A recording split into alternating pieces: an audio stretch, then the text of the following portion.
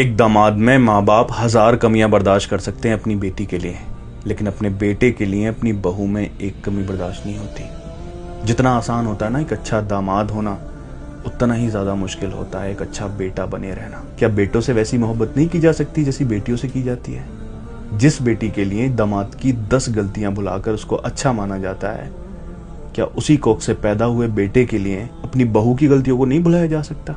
बात बिल्कुल सही है कि बेटियां पराई हो जाती हैं, दूसरे घर चली जाती हैं। खुदा सब बेटियों के नसीब अच्छे करे, लेकिन अगर उसको अच्छा परिवार मिलता है तो अगर उसके सर दर्द भी है ना, तो 10 लोग होते हैं पूछने वाले और उसको चाय बना कर देंगे, उसको आराम दे देंगे।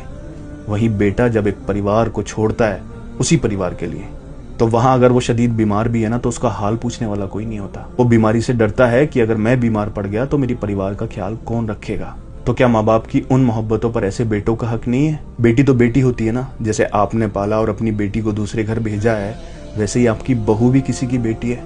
क्या उसके माँ बाप ने उसको नहीं पाला? प्रॉब्लम होती है अंधी मोहब्बत में। जब हमें किसी से अंधी मोहब्बत हो जाती है तो फिर हमारे हाथ से वो इंसाफ का तराजू छीन लेती है।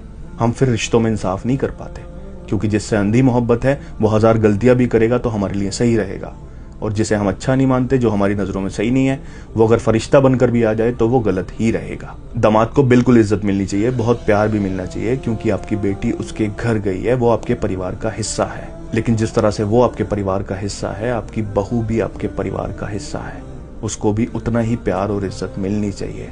शायद अंधी मोहब्बत हमारे हाथ से इंसाफ का तराजू छीन सकती है, लेकिन खुदा के हाथ में इंसाफ का तराजू है। वो तो एक दिन पूछेगा ना कि मैंने तो कभी नहीं कहा कि सिर्फ बेटियों से मोहब्बत करना और बेटों से नहीं करना।